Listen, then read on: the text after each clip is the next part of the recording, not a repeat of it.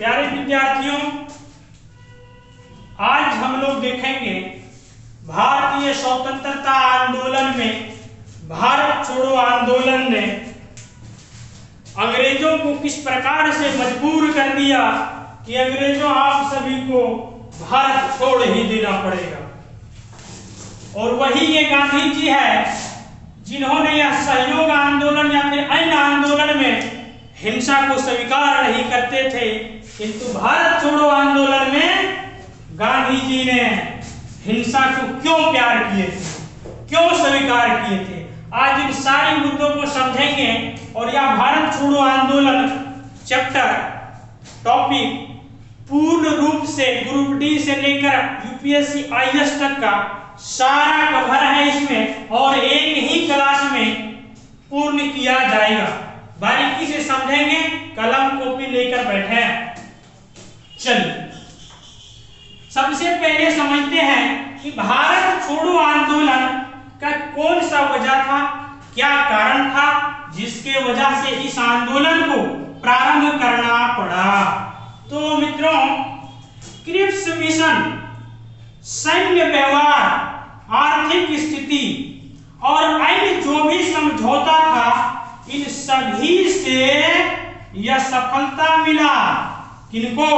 भारतीयों। Cripps mission, जो भी क्रिप्स मिशन आया था, उनसे भारतीय जनता, भारतीय नेता संतुष्ट नहीं थे। सैन्य व्यवहार, यहाँ के सैनिकों के साथ वो व्यवहार नहीं किया जाता था जो इंग्लैंड या फिर ब्रिटेन के सैनिकों के साथ व्यवहार किया जाता था। आर्थिक स्थिति, देश के अंदर आर्थिक स्थिति इतनी दयनीय हो गई थी कि जनता मजबूर हो गई थी अंग्रेजों के विरुद्ध आंदोलन करने के लिए, और अन्य जो भी समझौता होता था उसे लॉलीपॉप के रूप में अंग्रेज देते थे और उसे वास्तविक धरातल पर नहीं उतारते थे।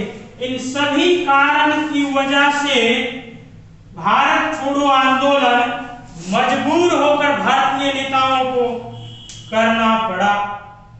देखते हैं, कारण देख लिए, इसमें देखते हैं हम लोग भारत छोड़ो आंदोलन में नेता तो मुख्य नेतृत्वकर्ता इसमें है भारतीय राष्ट्रीय राष्ट्रपिता महात्मा गांधी, जिसे गांधी जी कहते हैं। गांधी जी ने ही इस आंदोलन का मुख्य कार्यभार अपने बागडोर अपने हाथों में संभाला। अब आते हैं अगला पॉइंट कि यह आंदोलन प्रारंभ कहां से हुआ।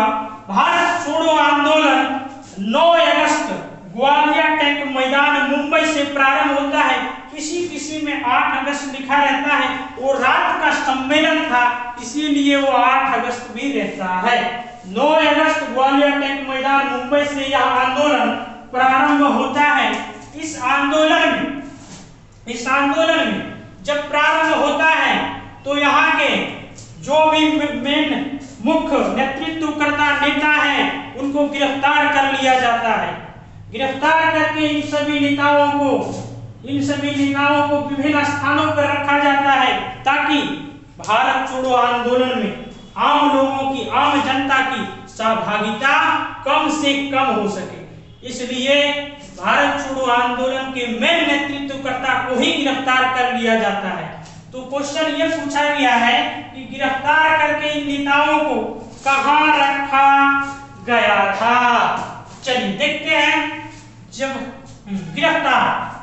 गिरफ्तार में गांधी जी को गिरफ्तार करके गांधी जी को पूना के आगा खां जगह पर रखा गया। पूना के आगा खां जगह पर रखा गया। डॉक्टर राजेंद्र प्रसाद को पटना के बांकीपुर जेल में रखा गया। डॉक्टर राजेंद्र प्रसाद को पटना के बांकीपुर जेल में रखा गया।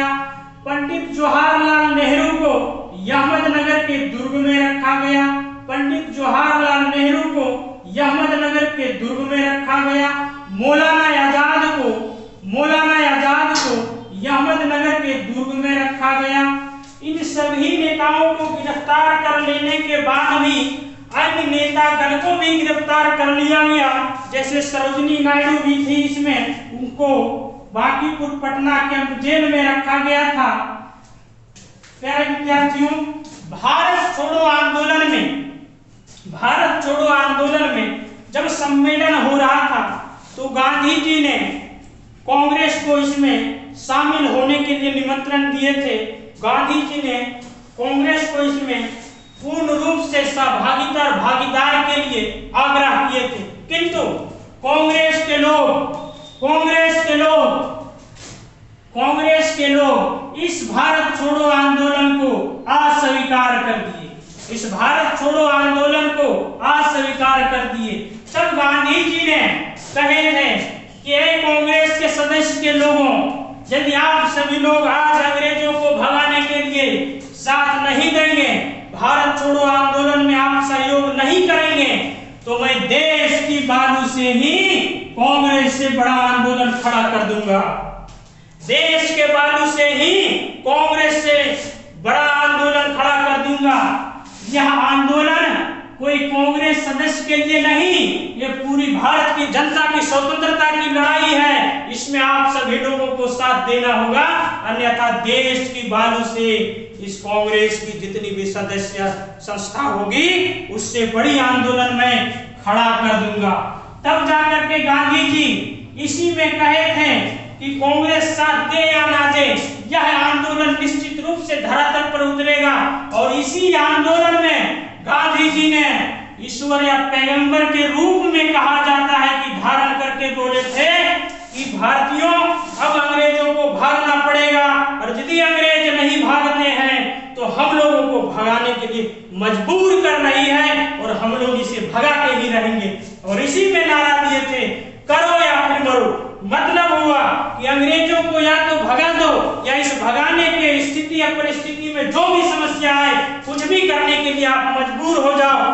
करो या फिर मरो, करो या फिर मरो। या तो अंग्रेजों को भगा दो, या इस भगाने की स्थिति में कुछ भी करना पड़े तो पीछे मत रहो। भारत छोड़ो आंदोलन में ही उषा मेहता ने अपने से चुपके से कहा जाए, अपनी ओर से मुंबई से रेडियो का संचालन किया था, ताकि विभिन्न लोगों को, विभिन्न नेतागण को, विभिन्न महत्वपूर्ण आंदोलन के नेतृत्वकर्ता को यह सूचित किया जाए कि क्या क्या हो रहा है, जिसकी जानकारी अंग्रेजों को नहीं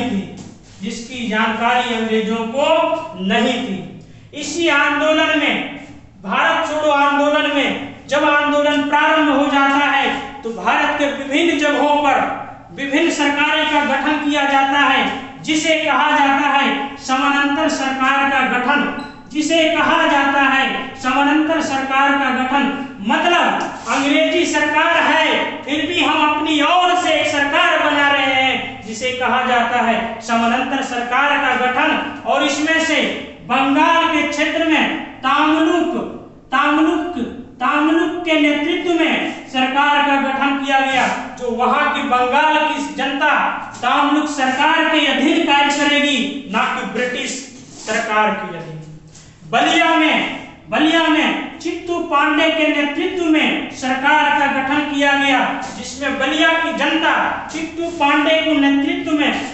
पांडे को अपना नेता, अपना सरकार मानकर बलिया की जनता शासन होगी, ना कि ब्रिटिश की सरकार के अधीन होकर।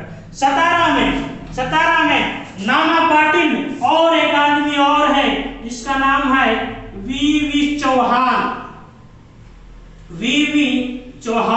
ये आपको एनसीईआरटी बुक में मिल जाएगा। वीवी चौहान, सतारा में नाना पाटिल और वीवी चौहान के द्वारा सबसे लंबी सरकार चलाई गई। क्वेश्चन पूछा हुआ है यूपीपीसीएस, बीपीएससी और यूपीएससी 2009 में कि सबसे लंबी सरकार, समानांतर सरकार भारत छोड़ो आंदोलन के समय कहां चलाया गया था, तो आप याद रखेंगे सतारा में। अब हम लोग आते हैं इन आंदोलन में इतने जगहों पर समानांतर सरकार बनी, लेकिन कुछ नेता ऐसे भी थे भारत के अंदर जो भारत छोड़ो आंदोलन को विरोध कर रहे थे। जो कुछ संस्था थी जो भारत छोड़ो आंदोलन को विरोध कर रहे थे, वो राष्ट्रपिता राष्ट्रपिता गांधी जी को विरोध कर रहे थे, वो राष्ट्रपिता गांधी जी को भी भारत छोड़ो आंदोलन में सहमति से यह सहमति व्यक्त कर रहे थे कि हम इसमें सहमत नहीं हैं। वे लोग और वे संस्था है भारत छोड़ो आंदोलन में मुस्लिम लीग मुसलमान भाइयों की संस्था है। इन लोगों ने भारत छोड़ो आंदोलन को गांधी जी के साथ सहयोग नहीं दिया था, गांधी जी के साथ सहयोग नहीं दिया था और उल्टे में भारत छोड़ो आंदोलन को विरोध किया था मुस्लिम लीग के लोगों ने। अगला, कांग्रेस के लोग भी भारत छोड़ो आंदोलन में गांधी जी का विरोध में थे।